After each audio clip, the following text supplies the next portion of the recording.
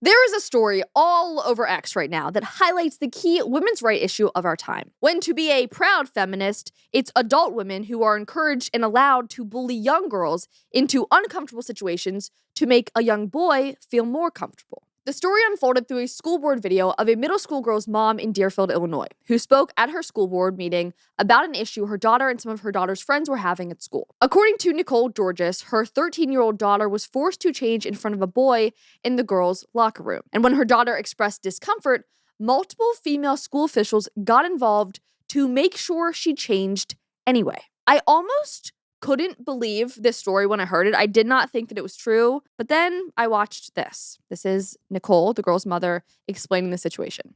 Hello, my name is Nicole Georgas, and I'm here to demand that the locker rooms and bathrooms at District 109 be designated as biological male and biological female, as there already is a gender-neutral option. That is key, so pay attention here. There is already a gender-neutral option. The girls want their locker rooms and bathrooms back. They want their privacy back. This is why I'm here tonight. My 13-year-old daughter's well-being and mental health and privacy is at stake. This nightmare began on February 5th when my daughter was using the girls' bathroom and was stunned that a biological male student was using it as well. She came home frightened and was extremely upset. I asked her to talk with her teachers and find out more information. She was told by the administration that a student can use the bathroom as well as a female locker room because they now identify as female. Okay, so when I heard that, I thought maybe this individual that her daughter had an issue with being in the same bathroom as was not even presenting as transgender in any way, because this daughter had to go ask why this boy is allowed in my bathroom. And only the teacher then said, well, this individual identifies as gender non-conforming. I think he ended up identifying as female, so he's allowed to use whatever bathroom he wants. So she had to ask a teacher, and then that's what the teacher told her. So that sparked my brain of like, maybe this kid isn't even looking like a girl. Not that that changes things here, but it just to kind of set the stage of like, see a boy, ask the teacher says, oh, it's actually a girl, sorry. This is middle school, babies, children. Like an innocent question to be like, hey, teacher, why is Joe in my bathroom? A fair question. I was sent an email to the teachers involved and received a call from Principal Wegley. He verbally reiterated that under Joanna Ford's direction and their legal counsel that the student could use both the locker room and bathroom. I expressed that the school was in clear violation of federal policy. The Trump administration issued an executive order restricting biological males from participating in sports and accessing female locker rooms. That day, I filed a civil rights complaint on behalf of my daughter with the Department of Justice. It has now been referred to the Department of Education. A federal complaint has been filed with the district to protect the students. The situation went from bad to worse. A few days later, the male student was present in the girls' locker room. Feeling violated, the girls made the choice to not change into their PE clothes with a biological male student present. The next day, Assistant Principal Kathy Van Treese pulled the girls into their office, questioning them. The same day, Assistant Superintendent Joanna Ford, Kathy Van Treese, and multiple teachers all came into the girls' locker room, making them change into uniform. This went on all week with the addition of Ginger Laugerman. My daughter refused to take part in having her privacy being violated. How dare they? She ran out and called for me for help. Principal Wegley was offering my daughter a new PE class. The answer was no. She is not changing for the remainder of the year, and she is not changing into another class. The girls just want their privacy, and they want their locker room back. There are gender-neutral options. This is my daughter's story and the story of many other young girls who have been forced at the difficult age to do something they know and most adults know is wrong. Do the right thing, Deerfield, and give these girls their locker room and bathrooms back. Well done, Mama. Well done. Love to see a mom standing up for her daughter, for her kids. But what came next is a whole other thing that we're going to unpack, because that was just half of the video that went viral. So that was the mom's reaction. And then here soon, a trans activist comes and kind of gives a rebuttal to that. But before I get into that part, here's what some people are saying. J.K. Rowling saw this and said, I'd remove my daughter instantly from that school, then go full nemesis. I mean, Yes, JK, that is correct. Someone else said, this is not right. However, Illinois Human Rights Act gives the school systems the power to do what they have just done. It was modified in 2006 to give special treatment to gender identity. Those with gender issues take precedence over anyone else's human rights. Their governor, J.B. Pritzker, is super, super far leftist. So he is the one right now really involved in the LGBT stuff with kids, specifically in schools, allowing everything to fly. He's super pro-trans kids stuff, but Trump isn't. So now it's like state versus federal, what's kind of happening on that front. I guess we'll see, honestly, through this case, because the mom did take this to the federal government. So we're going to kind of see how that plays out now. But technically, Illinois does have the right to do what they're doing. Not the teachers, though. That's like a whole other thing. I cannot fathom teachers forcing you to change in front of someone. Apparently, they literally all were there and made the girls change anyways. Be nice, girls. Don't be bigoted. Change. The first thing that stood out to me with all of this is their age. They're 13-year-old girls in middle school. The time when every young girl is extremely, extremely self-conscious about their body. It's puberty. It's not a fun time for anyone, but especially young women. Not only that, but it is a time that some students are becoming sexually active for the first time, when the differences of their bodies between girls and boys becomes so much more contrasted. It's an awkward and confusing time already, and I cannot fathom having a teacher tell that young girl it is totally fine that a boy is in your locker room with you, and if you dare to feel uncomfortable or express a biological urge to hide or cover up, you are in the wrong. That it is your transphobia that's showing. There are no words. I'm putting myself in her shoes of like a 13-year-old girl, like, wow. I would be like, wait, I'm sorry, I'm wrong for feeling uncomfortable here? Like, I'm not trying to make that person feel uncomfortable, but I am innately uncomfortable with this situation. Like, that is it's like gaslighting. No, what you're experiencing is not true. Like, you're wrong. That feeling that you're feeling, well, it's not real. You're not feeling it. These young girls, I hate that they even have to be involved in this discussion. That is crazy for a group of teachers, especially the superintendent of a whole school district, to come in and be like, no, you have to do that.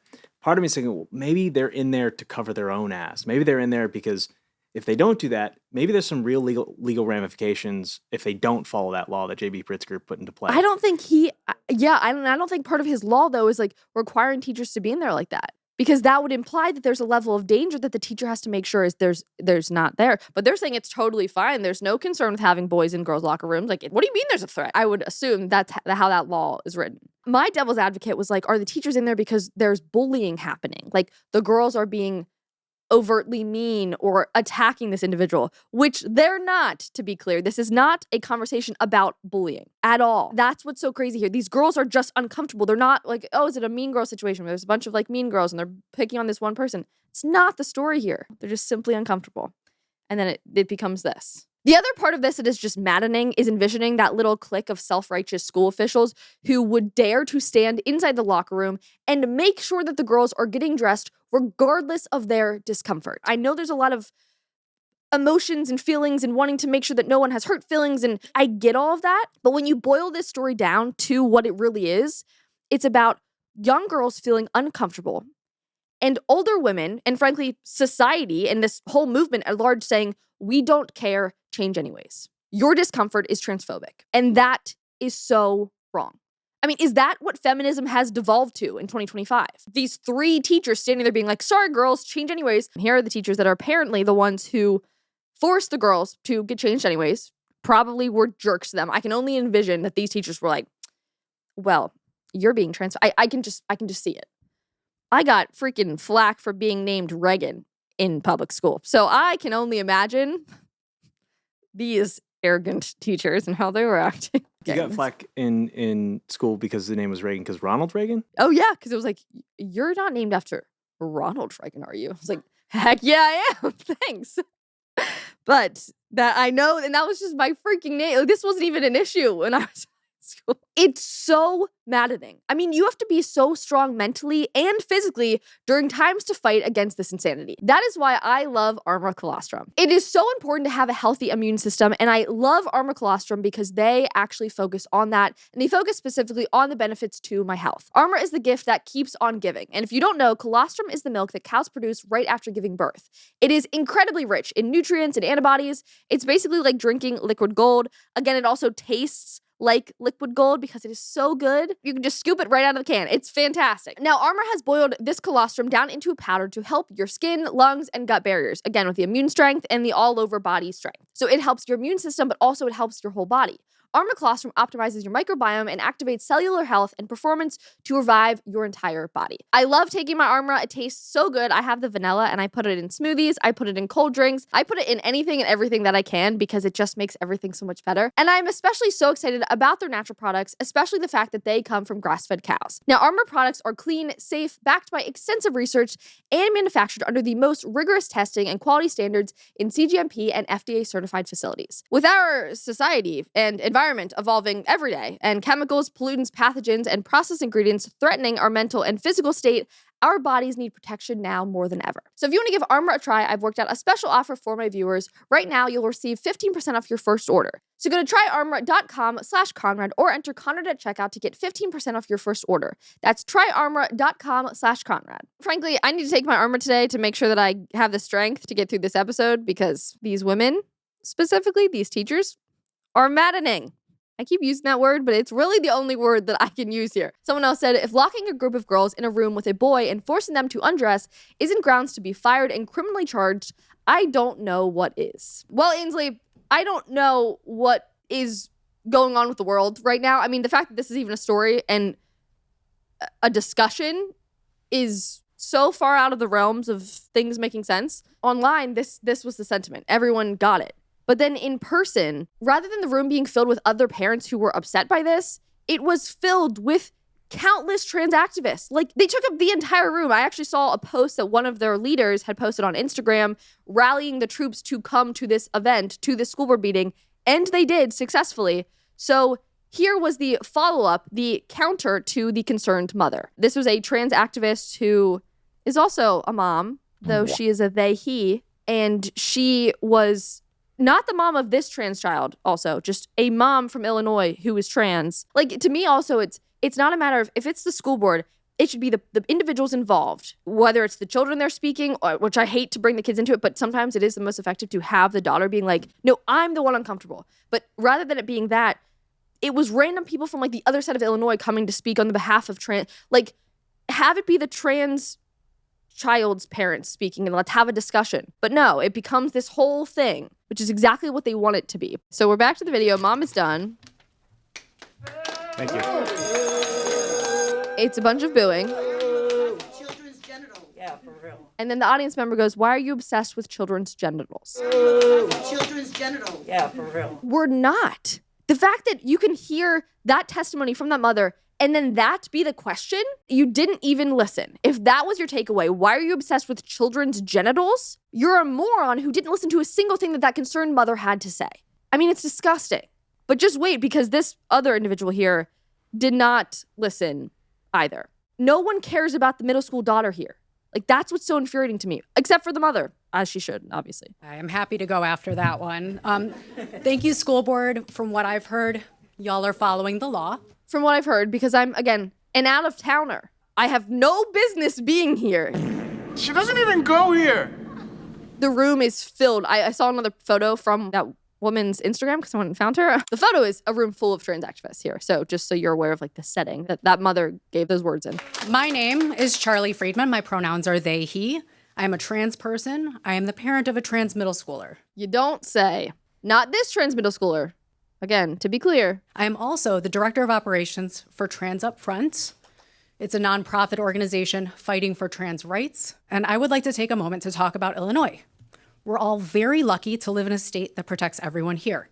Specific to today, Executive Order 2019-11, which my kid was standing next to Pritzker when he signed.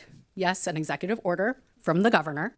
And in that order, it's called Strengthening Our Commitment to Affirming and Inclusive Schools, which protects trans, non-binary, and gender non-conforming students from the type of bullying that this parent represents. What bullying?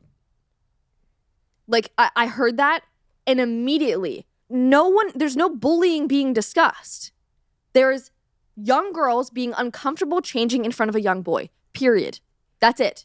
So I want to make that abundantly clear. It is not students bullying a trans student. That's not what that mother was trying to defend. The mother was defending her daughter for feeling uncomfortable, period. And again, these people didn't listen. Like, she has her pre-written speech. She did not, I don't even freaking think she knows the story here, because that makes no sense. Also, under the Illinois Human Rights Act, Section 3B-1, the use of restrooms, locker rooms, and changing rooms may not be restricted based on a student's physical anatomy or chromosomal sex. A student must be permitted to access restrooms or bathrooms, locker rooms, and changing rooms that align with their gender-related identity and without having to provide documentation or other proof of gender.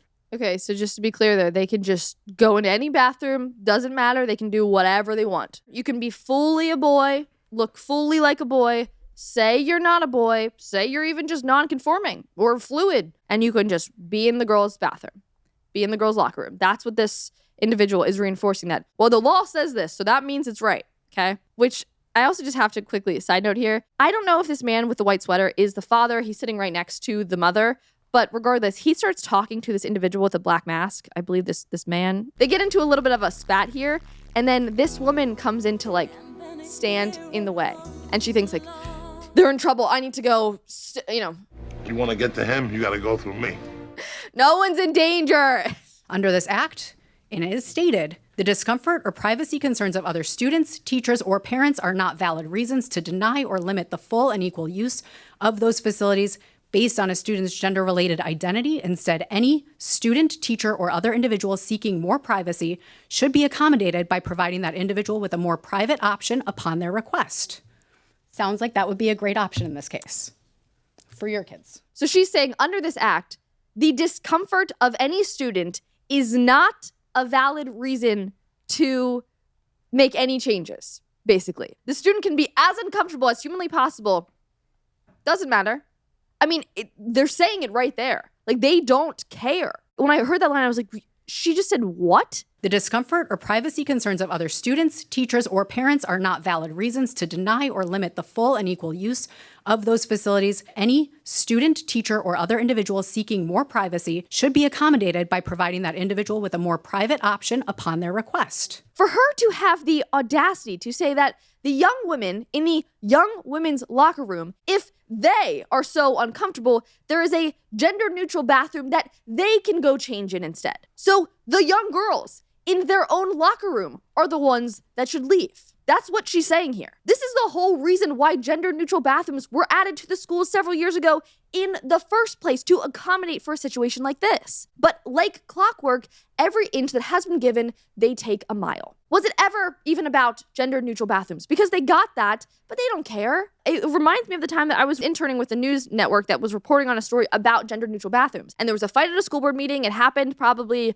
2018, 2019, and they decided on gender-neutral bathrooms. That was the solution to this predicament. The same predicament, frankly, that's playing out here, but based on this new act in Illinois, the whole gender-neutral bathroom thing is gone. Like, it's immediately into the girls' locker room. And if the young girls have an issue, they get to be the ones that go to the gender-neutral bathroom. So do we send the 25 other classmates into a gender-neutral bathroom stall to accommodate for the one trans individual to just stay in the whole locker room? I mean, one trans individual even called this out, and they said this. They said, this should not even be an issue other than ideologues mandating and forcing compliance. I'm trans, and when I play ice hockey, I use the referee's changing room because I won't change with the boys, and I won't change with women. This is my problem, not the problem of others to accommodate me. This shouldn't even be an issue at any school. Again, it shouldn't be an issue because there are gender-neutral bathrooms. This has already been worked out and figured out. I bet in this case and so many others, parents would not even be taking matters to the school board if the trans individual changed in the gender-neutral bathroom. I mean, problem solved. It wouldn't be a discussion. And that is why people, especially within the conservative movement, are taking such a hard stance on this issue now. Because though they claim to simply just exist as 1% of the population and to be left alone, I mean, I literally just saw Dylan Mulvaney saying that a couple days ago. We're just 1%, like, leave us alone. Simultaneously, they demand the 99%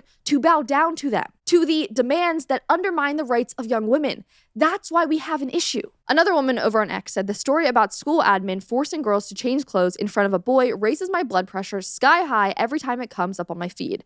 Father of those girls are failing if they don't take action. I do think the father was there. There were a couple individuals from that girl's family, it appears, that were there. But in that meeting, the mom was booed. She was called hateful names and was essentially alone in that massive room full of trans activists. That room should be swimming with parents and not people who were shipped in wearing masks from other parts of Illinois. It should be full of other concerned parents and their daughters instead. We've witnessed the immense progress that just a few brave female athletes have already made. But it will take more moms like Kim and more young brave girls like these middle schoolers being brave enough to stand up when they feel something is wrong. And dads, en masse, also standing up and shutting this down. This is the women's rights fight of our generation, and it will take bravery from everyone. Thank you so much for watching today's episode. If you want more content like this, make sure to subscribe to our channel and like this video if you enjoyed it. And lastly, if you'd like other content, you can follow me on Instagram and X. Thank you so much and have a great day.